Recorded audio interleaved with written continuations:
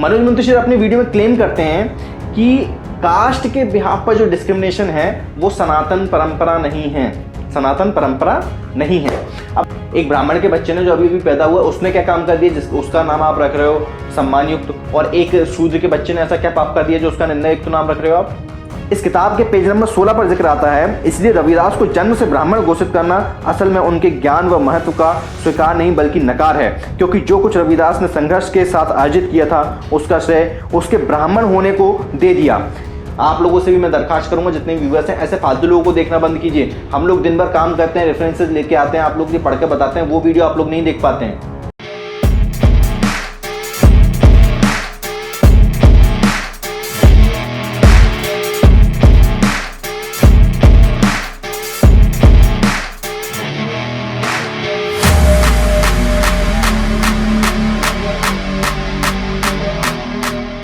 जय भीम दोस्तों, मैं रजत मौर्य आप सभी का स्वागत करता हूं बहुजन साहित्य के इस विशेष वीडियो में। आज के इस वीडियो में हम लोग चर्चा करेंगे मनोज मुंतशिर के बारे में। आप लोगों ने कई बार देखा होगा कि जो साहूकार और जो बनिया वर्ग है वो तुअर की दाल में बटरा मिलाकर बेच देता है। अब जो जिनको घर वगैरह के समझ होगी वो इस उदाहरण को समझ जाएंगे, लेकिन एक उदाहरण जो कि आप लोगों ने देखा होगा कि सफेद चावलों में सफेद कंकड़ मिलाकर बेच दिए जाते थे। आज से कुछ सालों पहले, कुछ दशकों पहले एक पिक्चर आई थी मिस्टर इंडिया, जिसमें कि इस बात का जिक्र किया था और बहुत अच्छे तरीके से उसको फनी वे में दिखाया गया था। ऐसा ही एक व्यक्ति है मनोज मुंतशिर, जो कि बाबा साहब का नाम रखकर ब्राह्मणवादी प्रोपेगेंडा को बेच रहा है, आप लोगों को परोस रहा है और आप लोग जाके देख रहे हैं। तकरीबन जब मैंने आखिरी बार उस वीडियो को देखा था तो 5.5 लाख व्यूज उस वीडियो के ऊपर थे। उस वीडियो में क्या क्या उन्होंने ब्राह्मणवादी आइडियाज को बेचने की कोशिश की है बाबा साहब के नाम पर, उस चीज को हमें समझना पड़ेगा। अगर आप लोग चाहते हैं कि बहुजन साहित्य लगातार इसी तरीके से अपना काम करता रहे तो आप सभी से निवेदन है कि आप लोग बहुजन साहित्य की आर्थिक मदद करें। 29 रुपीज, ओनली 29 रुपीज देकर आप बहुजन साहित्य के सदस्य बन सकते हैं। उसका लिंक आपको नीचे डिस्क्रिप्शन में दिया हुआ है। वो आपको मंथ का देना होगा, यानी कि एक महीने का 29 रुपए, और ये कोई बहुत बड़ा अमाउंट नहीं है। और मैंने एक टारगेट रखा है कि तकरीबन 2000 लोग अगर हमारे सदस्य बन जाते हैं तो बहुजन साहित्य एक सस्टेनेबल वे में अपना काम कर पाएगा लंबे समय तक, और 29 रुपए से आपके जेब पे भी बहुत ज़्यादा खर्च पड़ेगा नहीं। तो आप सभी से मेरा दरखास्त है कि आप लोग नीचे जो लिंक दिया है उससे यूज़ करें और सदस्य बने बहुजन साहित्य के। अगर चैनल पर नए हैं तो चैनल को सब्सक्राइब कर लीजिए, पुराने वीडियोज़ भी जाकर देखिए, आपको कुछ ना कुछ काम का कंटेंट मिल जाएगा। बाबा साहब के ऊपर एक सीरीज में अलग से चालू कर रखी है मैंने, जातक कथाओं के ऊपर एक सीरीज अलग से चालू कर रखी है। अभी वीडियोस कम आ रहे हैं क्योंकि डॉक्टर जसवीर चावला जी अभी हैं नहीं, बाहर गए हुए हैं। जैसे ही वो लौट कर आएंगे तो फिर से दोबारा हम उस सीरीज स्टार्ट कर देंगे। मनोज मुंतशिर ने अपने वीडियो में बाबा साहब के नाम पर ब्राह्मणवाद को कैसे परोसा है वो मैं आपको बताता हूँ। बेसिकली वो जो वीडियो है वो है बाबा साहब के बारे में, लेकिन उसके अंदर उदाहरण दिए जा रहे हैं गीता के, रामायण के, और अपने सनातन धर्म को बहुत ज़्यादा वर्चस्वशाली दिखाकर और बहुत ही पोलाइट दिखाकर साबित किया जा रहा है। उनके मैं पॉइंट टू पॉइंट आपको बताऊं कि उन्होंने क्या क्या कहा है। शुरुआत में ही वो कहते हैं कि भाई बाबा साहब से मैंने बहुत कुछ सीखा है। बिल्कुल सीखना चाहिए, पूरी दुनिया उनसे सीख रही है। उनके द्वारा बताए हुए मार्ग पर चलकर बहुत बड़ा समाज मुक्ति पा रहा है। ये बात अलग है कि दलित समाज ही अपने मंदिरों में लगा हुआ है तो उसको नहीं मिल पा रहा। सबको सीखना चाहिए। मनोज मुंतशिर अपनी वीडियो में क्लेम करते हैं कि कास्ट के बिहाफ पर जो डिस्क्रिमिनेशन है वो सनातन परंपरा नहीं है, सनातन परंपरा नहीं है। अब आप ये समझिए कि बाबा साहब ने जिस चीज को कहा है कि जाति की उत्पत्ति यहां से हुई है, बाबा साहब ने कहा कि वर्ण से जाति की उत्पत्ति हुई है। वर्ण किसकी देन है? वो वेदों में जिक्र मिलता है उसका। ऋग्वेद को अगर आप पढ़ेंगे तो उसके 10वें मंडल में आपको वर्ण का जिक्र मिल जाएगा। वहां से जो वर्ण का जो उत्पत्ति हुई, जो वर्णाश्रम धर्म और वर्णाश्रम इंग्लिश में अगर हम कहें तो उसकी वजह से जाति बनी। और जाति के हिसाब से फिर आप देखिए, वर्ण के हिसाब से तो होता ही है। आप मनुस्मृति पढ़ लीजिए, उस मनुस्मृति के अंदर मैंने डिटेल में वीडियो बनाया कि किस तरीके से जो वर्णाश्रम धर्म है, जो जाति की व्यवस्था है या जाति की अव्यवस्था है, वो किस तरीके से जन्म पर आधारित होती है, ना कि कर्म पर आधारित होती है। उसका लिंक आपको ऊपर आई बटन पर मिलेगा। ये वाला मैंने वीडियो बनाया तो इसको देखिए। बहुत कम लोगों ने देखा इस तरह का, पता नहीं रिसर्च बेस आप लोग काम क्यों नहीं देखते हैं। उससे पहले मैं इन्हीं का एक धर्माचार्य हैं और शायद वो शंकराचार्य भी हैं, तो उनका आप एक बार वीडियो देखिए। ये वीडियो रहा। कर्म के आधार पर बुरा मत मानना कर, पुरुष की बात बाद में करूंगा। एक माता की दिन में कितनी जाति बदलनी चाहिए बताओ। बच्चे के मलमूत्र से परहेज करेगी माँ तो माँ कहीं जाएगी नहीं ना। एक स्त्री को ले लीजिए, पतिव्रता है, सती है, साध्वी है, पुत्र वत्सला है। एक स्त्री की जाति कर्म के आधार पर एक दिन में कितनी बदलेगी, समझ गए? रसोई एक स्त्री, अच्छा एक पुरुष की बात ले लीजिए, कर्म के आधार पर एक पुरुष की एक दिन में कितनी जाति बदलेगी? तो ब्राह्मण कुल कोई बचेगा क्या? एक दिन में जब 10 जाति बदल जाती है कर्म के आधार पर, क्या कर्म के आधार पर एक दिन में 10 प्रकार की जाति बदल जाती है, तो ब्राह्मण कुल, क्षत्रिय कुल, वैश्य कुल, शूद्र कुल कैसे चलेगा? कुलीनता तो लुप्त हो जाएगी। दूसरी बात क्या है, ये वीडियो आप लोगों ने देख लिया, क्या कहा है इन्होंने कि भाई जाति जन्म से होती है, कर्म से नहीं होती। अच्छा, इसी वीडियो में मनोज मुंतशिर खुद ही कह रहे हैं कि गीता में ये कहा गया है कि कृष्ण जो अर्जुन को ये बताते हैं कि ये 4 वर्ण जो है वो मैंने डिवाइड करे हैं और वो जन्म के आधार पर नहीं है, कर्म के आधार पर है, गुण और कर्म के आधार पर है। और इन्हीं के जो शंकराचार्य हैं वो किस तरीके से व्याख्या कर रहे हैं उसकी आप खुद देख लीजिए। ये मेरा कोई लॉजिक नहीं है, मेरे लॉजिक अगर देखने हैं तो ऊपर फिर आई बटन पर क्लिक कीजिएगा, इस वीडियो को देखिए। मनुस्मृति में एक हल्का हल्का मैं आपको बता देता हूं मनुस्मृति में क्या क्या जिक्र आता है। मनुस्मृति में नाम कैसे रखने हैं उसमें क्लियर लिखा हुआ है कि पंडित का, जो ब्राह्मण का जो नाम है वो सम्मान घोतक होना चाहिए, उस नाम के अंदर सम्मान होना चाहिए, और वहीं शूद्र का नाम होना चाहिए, उससे निंदा प्रकट होनी चाहिए। आपने तो हमारे बच्चों के नाम को भी निंदा कर दिया। आपने एक पिक्चर देखी होगी लगान, उसमें एक दलित कैरेक्टर है कचरा। इस तरह के बहुत सारे एग्जाम्पल आपको मिल जाएंगे। तो नाम ही रखने की जो पद्धति है उसी में आप लोगों ने हमारे साथ डिस्क्रिमिनेशन कर दिया जन्म के आधार पर। एक ब्राह्मण के बच्चे ने जो अभी पैदा हुआ उसने क्या काम कर दिया उसका नाम आप रख रहे हो सम्मान युक्त, और एक शूद्र के बच्चे ने ऐसा क्या पाप कर दिया जो उसका निंदा युक्त नाम रख रहे हो आप। मनुस्मृति में आप सभी को पता है क्या क्या कहा गया है, औरतों के बारे में क्या क्या गया है। उसका एक श्लोक लेके बैठ जाते हैं, यत्र नार्यन्ते पूज्यते तत्र देवता निवसन्ते, इस तरह का एक, हो सकता है मैं गलत प्रोनाउंस कर रहा हूं लेकिन इस तरह का एक है। तो इसके अलावा और कुछ है नहीं इन लोगों के पास।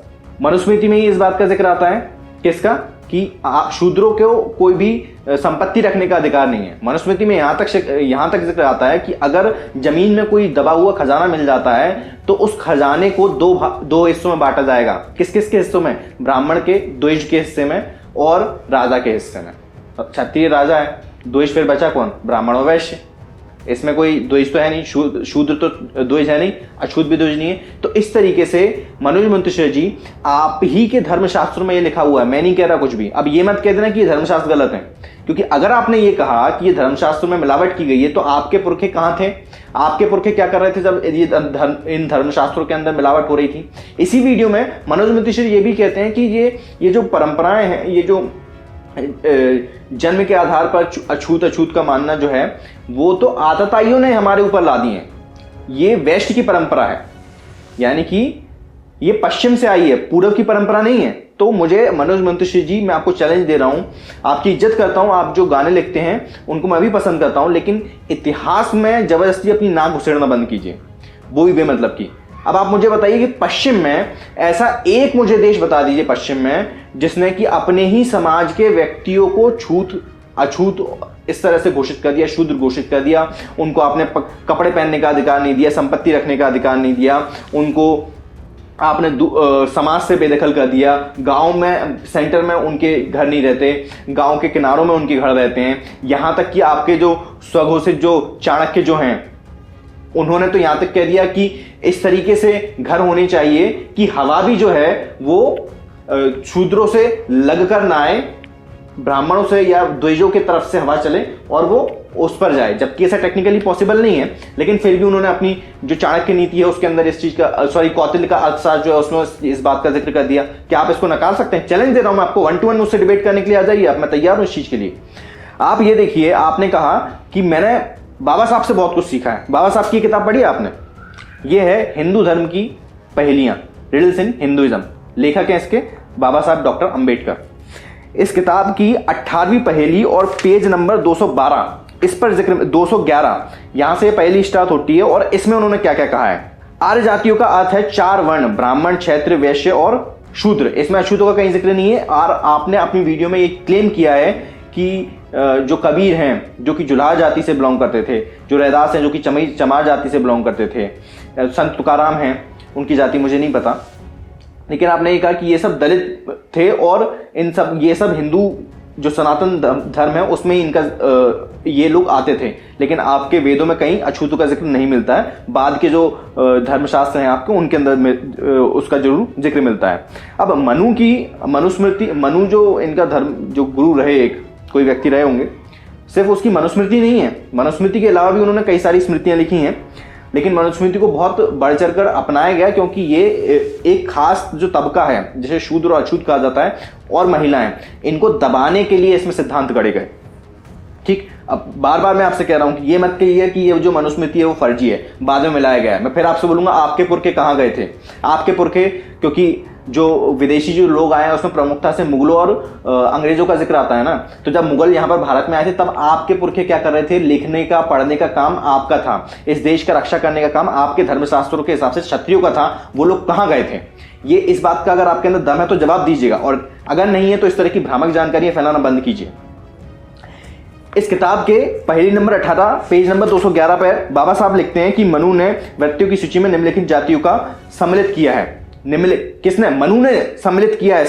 ठीक है, इन्हीं की जो अलग अलग जो स्मृतियां हैं, जैसे कि उसान स्मृति में है ना, तो इसमें 4 अन्य जातियों के नामों का जिक्र आता है ना, जिसमें कि पुलकश जाति है, येकच जाति है, चर्मकार जाति है और वेणुक जाति है। चर्मकार को चमार कहा जाता है नॉर्थ में। इसी तरीके से इनका एक और स्मृति है, बोधायन की एक स्मृति है, बोधायन स्मृति, उसके अंदर भी 4 जातियों का जिक्र आता है, जो कि संकर जातियां हैं। संकर जाति क्या? मिश्रित जातियां, जिसमें कि एक जो होगा वो क्षत्रिय होगा या वैश्य होगा, या एक ब्राह्मण होगा क्षत्रिय होगा, या एक वैश्य होगा क्षत्रिय होगा, या एक वैश्य होगा या ब्राह्मण होगा। तो इसमें जो संकर जातियां आती हैं उसमें इनका 4 नाम जोड़े गए हैं। इसी तरीके से फिर आप देखिए याज्ञवल्क्य की जो स्मृति है उसके अंदर 2 अलग से नई जातियों का जिक्र किया गया है, और जो सुत संहिता के रचनाकार हैं उन्होंने तो इसमें तकरीबन 63 जातियों का जिक्र किया है। 63 जातियां, ये सारी स्मृतियां कौन लिख रहा था? ये मुझे बताओगे? ये बताइए आप मुझे। और ये आप तो कह रहे हैं कि आपने बाबा साहब से सीखा है, तो बाबा साहब से क्या सीखा? वही उतना ही सीखा जो आपके प्रोपेगेंडा को सूट करता है, या सिर्फ नाम भर लेना सीखा कि नहीं मैंने बाबा साहब से तो सीखा? पूरी वीडियो में आप लोग धर्मांधता फैला रहे हो और अपने सनातन धर्म, जिसने कि इस देश के लगभग 85% आबादी को शूद्र और अछूत बनाकर गुलाम बना दिया। अरे जो आदिवासी थे जिनको आपके धर्म से कोई लेना देना नहीं, उन आदिवासियों को आपने पता नहीं क्या क्या कहकर उनके ऊपर अत्याचार किए और आज तक किए जा रहे हैं। आपकी जो सत्ता में जो गवर्नमेंट रही है, चाहे वो कांग्रेस की हो चाहे वो बीजेपी की हो, एनकाउंटर कर देते हैं उनका, बाद में कहते हैं कि वो तो नक्सलवादी थे। आप बहस नहीं कर सकते मुझसे। फिर आपने इसी एक वीडियो में कहा कि हम तो उस परंपरा से आते हैं जिस परंपरा में कबीर जुल्हा, उनको हमने संत कबीर कहा, और उसके बाद फिर आप जिक्र करते हैं संत रविदास का, और आप कहते हैं कि हम तो उस परंपरा से आते हैं कि जिन्होंने कि संत शिरोमणि कहा रविदास जी को। लेकिन वो क्यों कहा आपने? आपके ही ब्राह्मणवादी लोग ने आपको, अब मुझे लगता है कि आपने एक बार जिक्र किया था कि आप ब्राह्मण कुल में आपने जन्म लिया, आप भले जाति को नहीं मानते, इसका मतलब ये नहीं है कि आपको बेनिफिट नहीं मिलता उस जाति का। तो खैर, ये किताब पढ़िए। ये किताब किसने लिखी है? डॉक्टर सुभाष चंद्र। और ये क्या किताब का नाम मैं आपको बता देता हूं, दलित मुक्ति की विरासत, संत रविदास। इस किताब के अंदर, हालांकि ये चीज मैं आपको वैसे भी मौखिक भी कह सकता था, लेकिन मैंने कहा नहीं, क्योंकि रेफरेंस के साथ बात करने की आदत है। मैं लच्छेदार बातें तो कर नहीं सकता, मेरा समाज जो देख रहा है उसको रेफरेंस चाहिए होते हैं। इस किताब के पेज नंबर 16 पर जिक्र आता है, इसलिए रविदास को जन्म से ब्राह्मण घोषित करना असल में उनके ज्ञान व महत्व का स्वीकार नहीं बल्कि नकार है, क्योंकि जो कुछ रविदास ने संघर्ष के साथ अर्जित किया था उसका श्रेय उसके ब्राह्मण होने को दे दिया। अब यहां पर एक कहानी गढ़ी गई रविदास के इर्द गिर्द। इसी तरीके से जो कबीर जो हैं उनके इर्द गिर्द भी कहानी गढ़ी गई। तुकाराम जी के साथ ऐसा हुआ है नहीं हुआ मुझे नहीं पता, लेकिन इन दोनों के साथ प्रमुखता से यह साबित करने की कोशिश की गई कि ये पिछले जन्म में ब्राह्मण थे। संत रविदास के बारे में एक कहानी गढ़ी गई कि पूर्व जन्म में एक ब्राह्मण ब्रह्मचारी थे और शापवश उन्हें चर्मकार परिवार में जन्म लेना पड़ा था। बालक रविदास ने पूर्व जन्म का ज्ञान होने के कारण उनकी माता का स्तनपान करना पसंद नहीं किया। घर के लोग चिंतित और परेशान हुए तो किंवदंती के अनुसार रामानंद ने आकर बालक को उपदेश दिया और अपनी माता के स्तनपान की आज्ञा प्रदान की। तब कहीं बालक ने माँ का दूध पीना प्रारंभ किया। अब आप मुझे एक चीज बताओ, ये कहानियां किसने गढ़ी? ये हमारे लोगों ने गढ़ी। ये इनको आपने संत शिरोमणि कहा तो, लेकिन किस लिए कहा? आपके पुरखों ने इनको पहले ब्राह्मण घोषित किया। अगर इतिहास की समझ नहीं है तो इतिहास के साथ छिड़खानी मत कीजिए, उसमें जबरदस्ती अपनी नाक मत घुसेड़िए। इसके अलावा भी आपने ये कहा कि भाई हम तो उस परंपरा के लोग हैं, हम तो राम को मानने वाले लोग हैं। रामायण का फिर आप जिक्र करते हैं और आप कहते हैं कि भाई रामायण में जो राजा था निषाद राज को प्रमुखता से जगह मिलती थी। आप सबरी का जिक्र करते हैं। चैलेंज देता हूं, चाहे वाल्मीकि रामायण हो या फिर तुलसीदास की रामायण हो, एक श्लोक आप मुझे बता दिए जिसमें यह लिखा हो कि राम ने झूठे बेर खाए हैं, एक जगह। और सिर्फ आपको ही चैलेंज नहीं कर रहा, सिर्फ मनोज मुंतशिर को चैलेंज नहीं कर रहा हूं मैं, जितने भी ब्राह्मणवादी लोग इस वीडियो को देख रहे हैं उन सबको चैलेंज कर रहा हूं।